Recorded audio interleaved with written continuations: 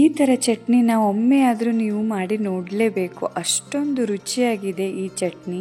Daily sambar ತಿಂದು bore ಆದಾಗ ಈ ತರ ಖಾರವಾದ ಚಟ್ನಿನ ಮಾಡ್ಕೊಂಡು ತಿನ್ಬೋದು.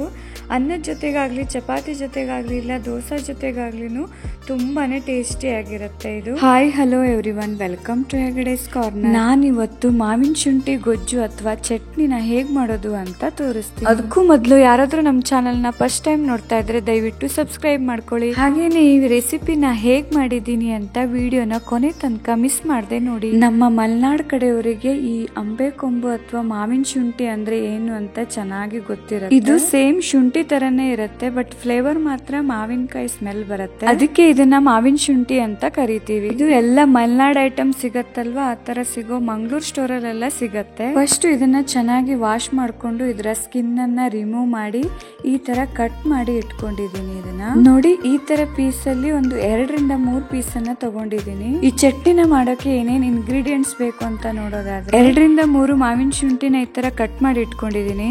1 ಕಪ್ಪು ತೆಂಗಿನ ತುರಿ, 1 ನೆಲ್ಲಿಕಾಯಿ ಗಾತ್ರದಷ್ಟು ಹುಣಸೆ ಹಣ್ಣು, ಹಾಗೇನೆ ಖಾರಕ್ಕೆ 5 ರಿಂದ 6 ಕೆಂಪು ಮೆಣಸಿನಕಾಯಿನ ತಗೊಂಡಿದ್ದೀನಿ. ರುಚಿಗೆ ತಕ್ಕಷ್ಟು ಉಪ್ಪು, 1 ಸ್ಪೂನು ಬೆಲ್ಲ, ಹಾಗೇನೆ 1-2 ಚಮಚ ಆಗುವಷ್ಟು ಎಣ್ಣೆ, ಅರ್ಧ ಚಮಚ ಕೊತ್ತಂಬರಿ ಬೀಜ, ಹಾಗೇನೆ ಒಗ್ಗರಣೆಗೆ ಸಾಸಿವೆ, ಇಂಗು ಮತ್ತೆ ಕರಿಬೇವನ್ನ ತಗೊಂಡಿದ್ದೀನಿ.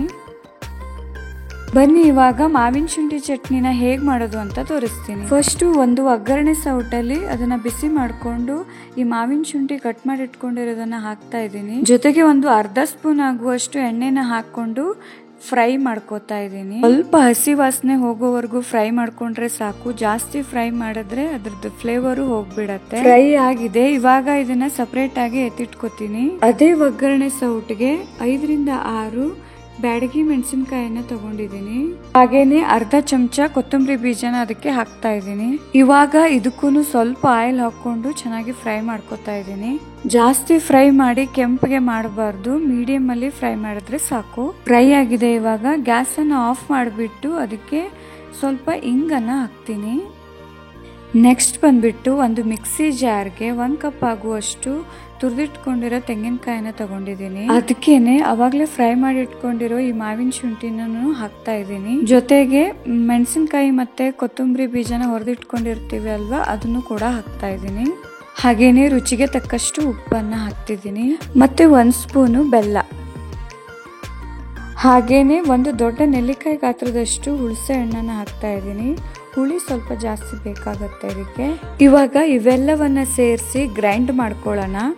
ನೋಡಿ, ಗ್ರೈಂಡ್ ಆಗಿದೆ. ಇವಾಗ ತುಂಬಾ ನೈಸ್ ಆಗಿ ಗ್ರೈಂಡ್ ಮಾಡಬಾರ್ದು, ಚಟ್ನಿ ಕನ್ಸಿಸ್ಟೆನ್ಸಿಗೆ ಗ್ರೈಂಡ್ ಮಾಡಬೇಕು. ಇವಾಗ ಒಂದು ಸರ್ವಿಂಗ್ ಬೌಲ್ಗೆ ಇದನ್ನ ಟ್ರಾನ್ಸ್ಫರ್ ಮಾಡ್ಕೋತಾ ಇದ್ದೀನಿ. ನಮಗೆ ಬೇಕಾದ ಕನ್ಸಿಸ್ಟೆನ್ಸಿಗೆ ಇದಕ್ಕೆ ನೀರನ್ನ ಹಾಕ್ಬಿಟ್ಟು ಅಡ್ಜಸ್ಟ್ ಮಾಡ್ಕೊಳ್ಳೋಣ. ನೋಡಿ, ಇವಾಗ ಇದು ಪರ್ಫೆಕ್ಟ್ ಆಗಿದೆ. ಇವಾಗ ಇದರ ಟೇಸ್ಟ್ ಅನ್ನ ಇನ್ನೂ ಜಾಸ್ತಿ ಮಾಡೋಕೆ ಕೊಬ್ಬರಿ ಎಣ್ಣೆಯಿಂದ ಒಗ್ಗರಣೆನ ಹಾಕೋಣ. ಎಣ್ಣೆ ಬಿಸಿಯಾಗಿದೆ. ಇವಾಗ ಇದಕ್ಕೆ ಸಾಸಿವೆನ ಹಾಕ್ತಾ ಇದ್ದೀನಿ. ಸಾಸಿವೆ ಚಟಪಟ ಅಂದಿದ ತಕ್ಷಣ ಕರಿಬೇವನ್ನ ಹಾಕ್ತಾ ಇದ್ದೀನಿ. ಹಾಗೇನೆ ಸ್ವಲ್ಪ ಇಂಗನ್ನ ಕೂಡ ಹಾಕಿದ್ದೀನಿ. ಇಂಗು ಎಷ್ಟು ಚೆನ್ನಾಗಿ ಹಾಕ್ತಿವೋ ಅಷ್ಟು ಚೆನ್ನಾಗಿ ಟೇಸ್ಟ್ ಬರುತ್ತೆ ಇದಕ್ಕೆ. ಈ ತರ ಒಗ್ಗರಣೆನ ಚಟ್ನಿಗೆ ಹಾಕಿ ಲಿಡ್ ಅನ್ನ ಪಟ್ ಅಂತ ಕ್ಲೋಸ್ ಮಾಡಬೇಕು. ಈ ತರ ಒಗ್ಗರಣೆ ಹಾಕಿದ ತಕ್ಷಣ ಲಿಡ್ ಅನ್ನ ಕ್ಲೋಸ್ ಮಾಡೋದ್ರಿಂದ ಒಗ್ಗರಣೆ ಪರಿಮಳ ಹಾಗೇನೆ ಇರುತ್ತೆ, ಚೆನ್ನಾಗಿ ಪರಿಮಳ ಬರುತ್ತೆ. ತುಂಬಾನೇ ರುಚಿಯಾದ ಮಾವಿನ ಶುಂಠಿ ಗೊಜ್ಜು ಇವಾಗ ರೆಡಿ ಆಯ್ತು. ಬಿಸಿ ಬಿಸಿ ಅನ್ನದ ಜೊತೆ ಹಾಕೊಂಡು ತಿನ್ನೋದಕ್ಕೆ ತುಂಬಾನೇ ರುಚಿಯಾಗಿರುತ್ತೆ. ನೀವು ಕೂಡ ಒಮ್ಮೆ ಟ್ರೈ ಮಾಡಿ ಈ ರೆಸಿಪಿನ. ಹಾಗೇನೆ ಈ ವಿಡಿಯೋ ನಿಮ್ಗೆ ಇಷ್ಟ ಆದ್ರೆ ಲೈಕ್ ಮಾಡಿ, ಶೇರ್ ಮಾಡಿ ಮತ್ತೆ ಸಬ್ಸ್ಕ್ರೈಬ್ ಮಾಡಿ. Thank you for watching the video.